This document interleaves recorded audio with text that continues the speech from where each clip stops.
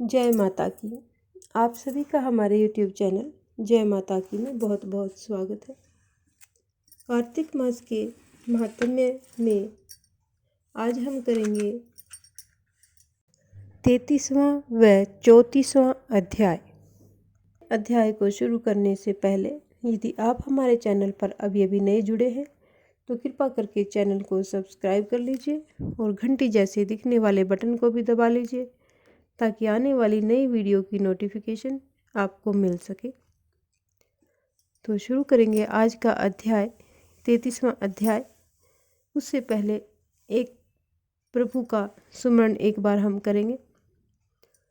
श्रीमन नारायण नारायण नारायण, भज मन नारायण नारायण नारायण, श्रीमन नारायण नारायण नारायण। ओम नमो भगवते वासुदेवाय।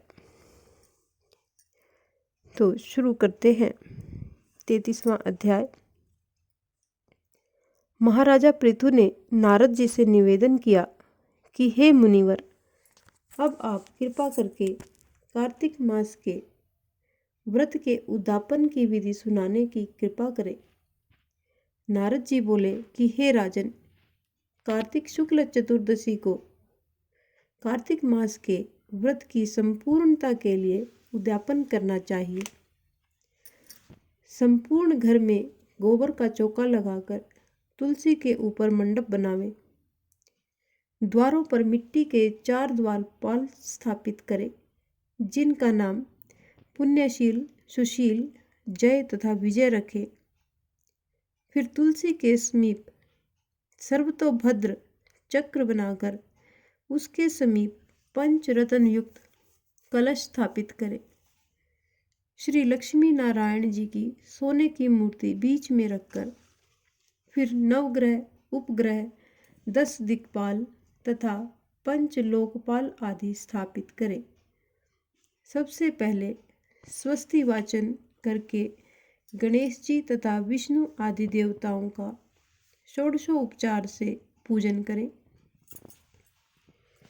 भगवान को पीले रंग के सुंदर रेशमी पोशाक पहनावें तथा शैया दान करें। फिर ब्राह्मणों को भोजन करवावें और गौ की पूजा करके गौ दान करें। एक ब्राह्मण को सहपत्नी भोजन करवावें और फिर दोनों को वस्त्र, आभूषण, पात्र तथा दक्षिणा देकर संतुष्ट करें और दंडवत प्रणाम करके उनका आशीर्वाद प्राप्त करें। यह सब कार्य श्रद्धापूर्वक करने से व्रत का पूर्ण फल प्राप्त होता है तथा अंत में विष्णु लोक की प्राप्ति होती है। जो व्यक्ति कार्तिक के इस व्रत को कहता है, सुनता है व देखता है या लोगों को सुनाता है, उसको भी चौथाई फल की प्राप्ति होती है। इस प्रकार कार्तिक महात्म्य का 33वां अध्याय यहीं पर संपन्न होता है। अब हम करेंगे कार्तिक महात्म्य का 34वां अध्याय। उद्यापन का पूर्ण विधि विधान बतलाने के पश्चात सूत जी बोले कि हे ऋषियों, यदि किसी में उद्यापन की सामर्थ्य न हो तो कुछ ब्राह्मणों को भोजन करवा दे। ब्राह्मण न मिले तो गाय, पीपल अथवा वट वृक्ष का पूजन करें, क्योंकि पीपल विष्णु का तथा वट शिवजी का रूप है। इसी प्रकार पलाश ब्रह्मा जी का रूप माना जाता है।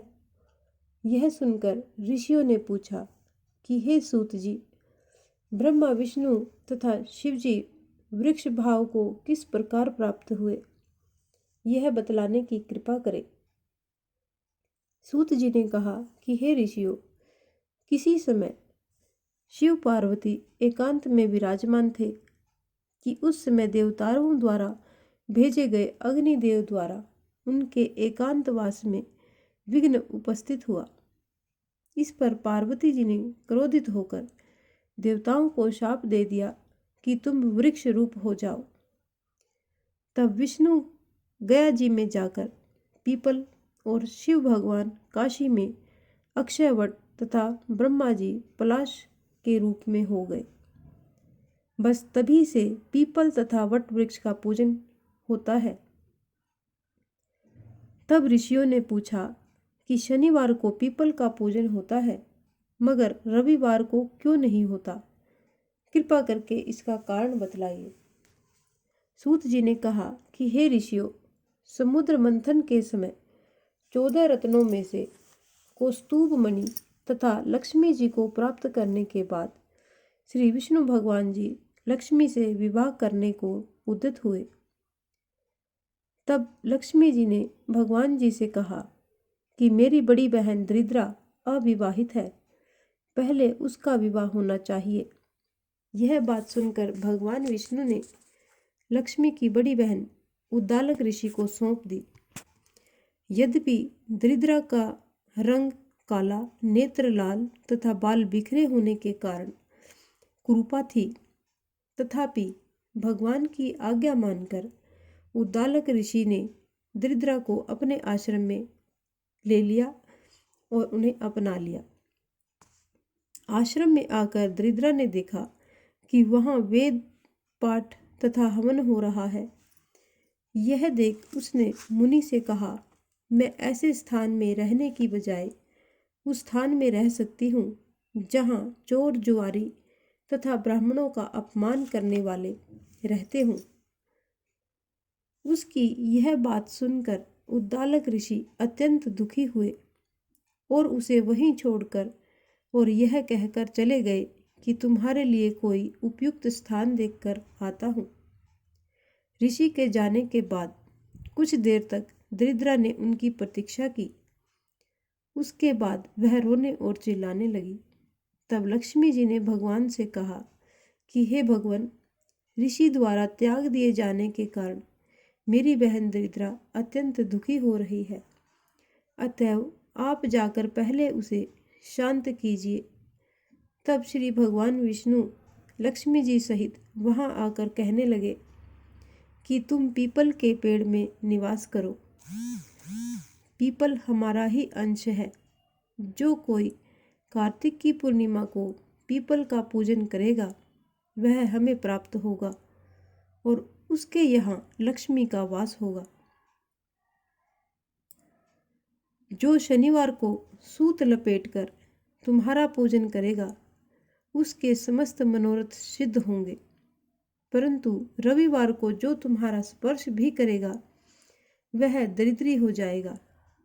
इतना कहकर भगवान लक्ष्मी जी सहित अंतर्ध्यान हो गए। सूत जी कहते हैं कि जो इस कथा को पढ़ता अथवा सुनता है उसे बद्रिकाश्रम यात्रा का पुण्य फल प्राप्त होता है। इस प्रकार ये कार्तिक महात्म्य का 34वां अध्याय यहीं पर संपन्न होता है। इस प्रकार की और भी अन्य धार्मिक रोचक कथा कहानियों को सुनने के लिए हमारे चैनल को लाइक करें, सब्सक्राइब करें और अपने मित्रों और प्रियजनों में आगे भी शेयर करते रहें। जय माता की।